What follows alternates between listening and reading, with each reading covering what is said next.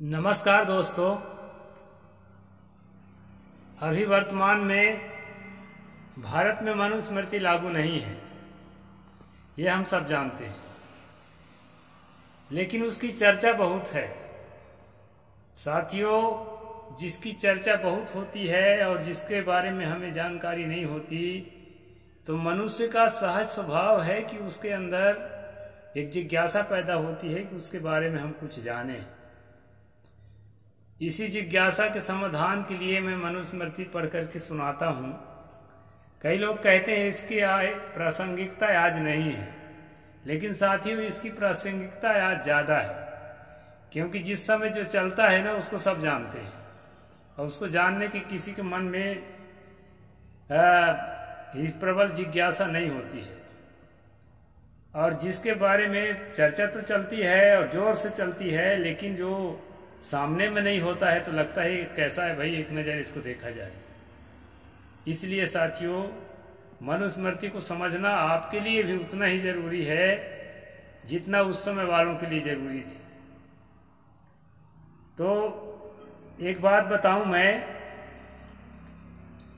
मनुस्मृति भारत के संविधान के रूप में लागू नहीं है, बात ठीक है, लेकिन हमारे लोगों के दिलो दिमाग में रूढ़ियों के रूप में, परंपरा के रूप में आज भी लागू है।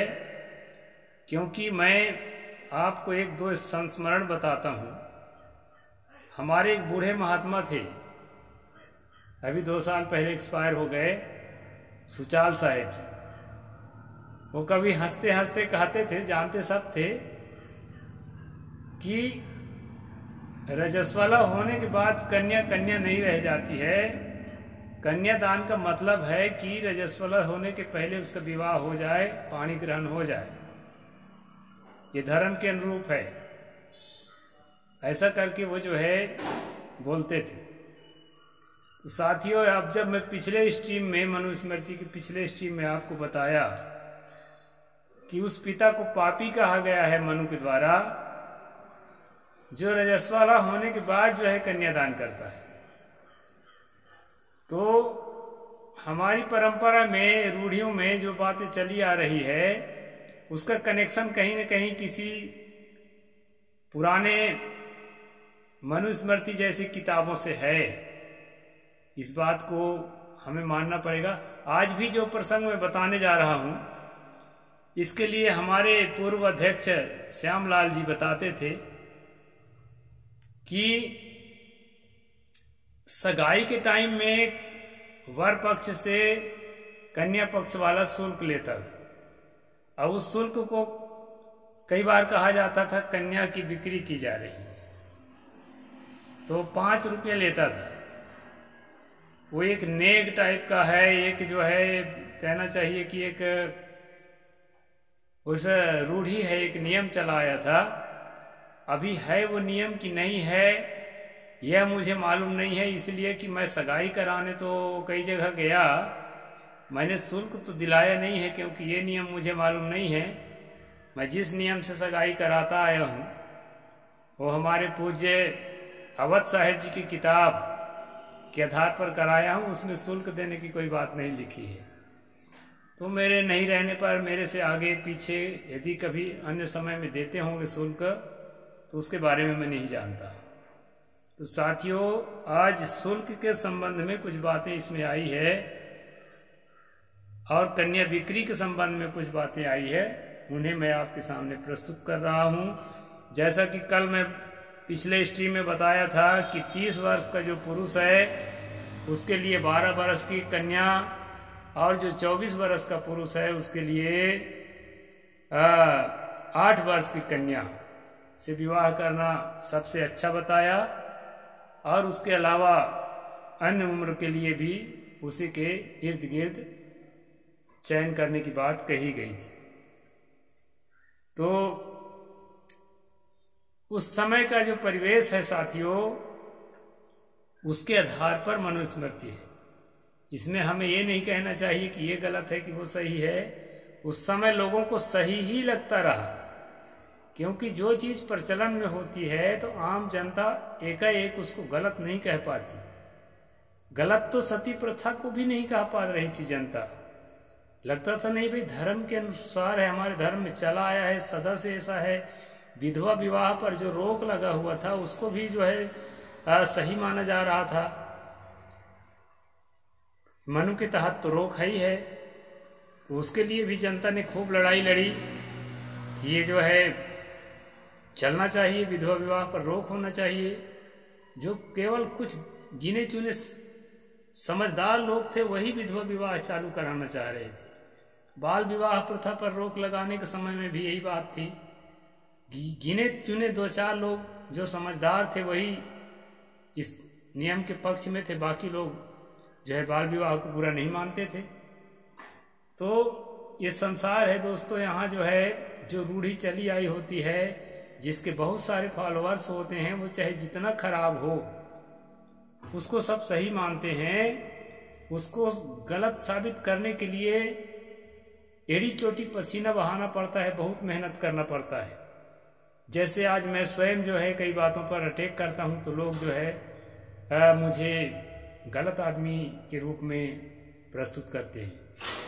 तो इस प्रकार से है। अभी हम आगे बढ़ते हैं। देवदत्तां पतिर्भार्या बिंदते नेच्छ्यात्वनः तां साध्वीं बिभृत् नित्यं देवानां प्रियमाचरन्। पति अपनी इच्छा से पत्नी को नहीं पाता है, किंतु देवता से दी हुई स्त्री पाता है। इसलिए देवताओं के प्रसन्नार्थ स्त्री के नित्य पालन करे। यहाँ पर दोस्तों जो आप रूढ़ी सुनने को पाते हैं कि जन्म, विवाह और मृत्यु ये परमात्मा के लिखे विधान के अनुसार होता है, ऐसा जो कहा जाता है, ब्रह्मा ने जो लिख दिया छठी रात के अंक, राय घटे न तिल बढ़े, रहुर जीव निशंक, इस तरह से बातें जो कही जाती है दोस्तों, तो ये बातों का प्रभाव जीवन में बहुत गहरा होता है लोगों के। इसलिए मानते हैं कि पत्नी जो है गुलामी करने के लिए आई है और जो है उसको ब्रह्मा ने ही लिख दिया था ऐसा। तो इसको जो है देवता से दी हुई को पाता है, ये मनु कह रहे हैं। तो प्रजनार्थम स्त्रियः स्रष्टा संतानार्थम च मानवाः तस्मात् सवर्णो श्रमः श्रुतो पत्न्याः सहोदितः। ब्रह्मा ने जन्म देने के लिए स्त्री को और आधान करने के लिए पुरुष को बनाया है, इसलिए स्त्री के साथ साधारण धर्म भी करना चाहिए, ऐसा वेद कहा है। यानी ये बात ठीक है, हालांकि ब्रह्मा ने नहीं बनाया है, सब प्राकृतिक है, लेकिन जो है ये बात तो ठीक है कि स्त्री जो है गर्भ धारण कर सकती है और उसको गर्भाधान करने में पुरुष का जो है योग होता है। इस बात को कोई भी इनकार नहीं कर सकता है। कन्यायाम दत्त शुल्कायाम म्रियते यदि शुल्कदः देवराय प्रदातव्या यदि कन्या अनुमन्यते। ये 9वां अध्याय के 97वें श्लोक है दोस्तों। इसमें कहा है कन्या के लिए शुल्क देने वाला यदि विवाह से पहले मर जाए तो कन्या की अनुमति से उसे उसके देवर के साथ विवाह देवे। अभी हमने पीछे स्ट्रीम में पढ़ा था कि अगर कन्या जिससे विवाह करती है वो उसका पति यदि मर जाता है, उसके मरने के बाद उसके जेठ या देवर क्या करें कि नियोग करके उससे संतान उत्पन्न करें। विवाह करने की बात नहीं थी, लेकिन अगर विवाह के पहले उसका शुल्क दिया जा चुका है, ये वही वाला शुल्क है जिसकी मैं चर्चा कर रहा था, 5 रुपये वाला। अलग अलग समय में अमाउंट अलग अलग रहा होगा। तो शुल्क देने के बाद यदि वर मर जाता है तो उसका विवाह जो है उसके देवर के साथ करना चाहिए, ऐसा जो है यहाँ मनु जी कह रहे हैं। तो शुल्क दिया जाता था दोस्तों। आददीत ना शूद्रोपि शुल्कम दुहितरम बददत शुल्कम ही गृहण कुरुते छन्नम द्वितीय विक्रयम। कन्यादान के लिए शूद्र भी शुल्क न ले, क्योंकि शुल्क लेने वाला कन्यादान के बहाने छिपकर कन्या का विक्रय करता है।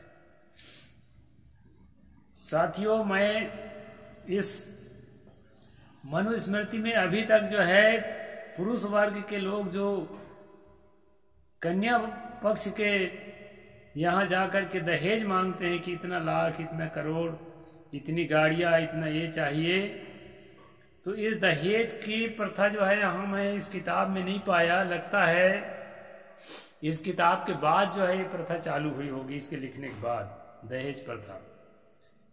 मनुस्मृति में यदि इधर होगा भी तो अभी 9 अध्याय तक पहुँचे हैं, होगा भी तो मैं बताऊंगा। वैसे मैं पाया नहीं हूँ, पढ़ा तो कई बार हूँ। तो इसमें उल्टे जो है कन्या पक्ष को उसको शुल्क देने की बात कही गई है, दहेज लेने की बात इसमें नहीं आती है। और शुल्क देने की बात कही गई है, शुल्क देने की निंदा भी की गई है, दोनों तरह की। आपको मालूम ही है कि मनुस्मृति में अपनी ही बातों को आने वाले अध्याय में खंडन किया हुआ मिलता है। ये एक आदमी का लिखा हुआ इसलिए नहीं है, ऐसा मैं मानता हूँ कि अलग अलग समय में अलग अलग लोगों ने लिखा है, इसीलिए जो है विरोधी बातें बहुत है। यहाँ पर दोस्तों, यहाँ पर कहा है कि यदि आदिवासी है, मतलब शूद्र है, तो शूद्र भी शुल्क ना ले, क्योंकि शुल्क लेने से वो कन्यादान नहीं बल्कि कन्या विक्रय कहलाता है। तो विक्रय करने का भी सिस्टम रहा है। तो कई लोग जो है सीधे बिक्री नहीं कर पाते थे, सीधे दाम नहीं ले पाते थे, तो शुल्क के नाम से वो पैसा जो है ले करके और कन्याओं को अपना बेचते थे। तो ये कन्या बेचने का जो सिस्टम है दोस्तों, इसमें बताया गया है। एतत्तु न परे चर्कुर न परे जातु साधवः यदन्यत्र प्रतिज्ञाय पुनर्यस्य दीयते। ऐसा कार्य पहले किसी ने न किया और न वर्तमान में कोई कर रहा है, जो कि किसी कन्या देने का निश्चय करके किसी और को दे। मतलब कन्या को निश्चय करके एग्रीमेंट होने के बाद दूसरी जगह उसका विवाह कभी भी नहीं किया जाना चाहिए, ऐसा इनका कहना है। लेकिन दोस्तों, कभी कभी क्या है, कुछ बुराइयां होती है, उसके पोल पट्टी नहीं खुली रहती है, बाद में समझ में आता है, तो दूसरी जगह भी कन्या का विवाह करना बिल्कुल गलत नहीं है। आराम से चयन करने का आपको हक है, आपको इस रूढ़ी के चक्कर में नहीं पड़ना है। नानु शुश्रुम जात्वेत पूर्वस्वपि ही जन्मसु शुक्ल संगेन मूल्येन छन्नम द्वितीय विक्रयम। हमने पूर्व में भी कभी यह नहीं सुना कि शुल्क के अंदर किसी ने कन्या विक्रय को छिपाया है। यानी शुल्क के नाम पर जो है मोटी मोटी रकम लेकर के अपने बेटी को बिक्री करने की बात यहाँ है। तो ऐसा संभव है दोस्तों, क्योंकि हर व्यक्ति चाहता है कि मेरी बेटी थोड़ा समृद्ध घर में, संपन्न घर में ब्याही जाए और उसके लिए जो है बढ़िया व्यवस्था हो, जीने में सहूलियत हो। इसलिए ऐसा हो सकता है कि उस आदमी के वजनदारी को तौलने के लिए कि किस काबिल है, कितना दे सकता है, या ऐसा भी हो सकता है कि भाई अभी तो मौका है, बार बार मौका नहीं मिलेगा, इससे कुछ वसूल लें, पैसा दिया रहेगा तो कम से कम बेटी के साथ सही व्यवहार करेगा, और नहीं करेगा तो इसका पैसा तो जब्त तो हो ही जाएगा। तो ऐसा करके हो सकता है उस जमाने में नियम रहा हो, उसी नियम को बाद में नेंग के रूप में यहाँ खासकर पिछड़े जो प्रांत हैं, छत्तीसगढ़ जैसे हमारे, वहाँ आज भी ये कन्या विक्रय की परंपरा को एक शुल्क के रूप में, एक नेग के रूप में चालू रखा गया है। और उस तरह से बिक्री तो नहीं होती है दोस्तों। और कहीं होती हो तो वो गलत है। मनु का संविधान आज नहीं है। आज भारत में भारतीय संविधान डॉक्टर बाबा साहेब अम्बेडकर का है, जिसमें कन्या को बिक्री करने का कोई प्रावधान नहीं दिया गया है। इसलिए कन्या बिक्री, कन्या शुल्क, इस तरह कुछ भी लेने देने की जरूरत नहीं है और ना ही दहेज लेने की जरूरत है। तो आज यहीं तक बताऊंगा दोस्तों। साहिब बंदगी, जय जोहार, जय भीम, जय भारत।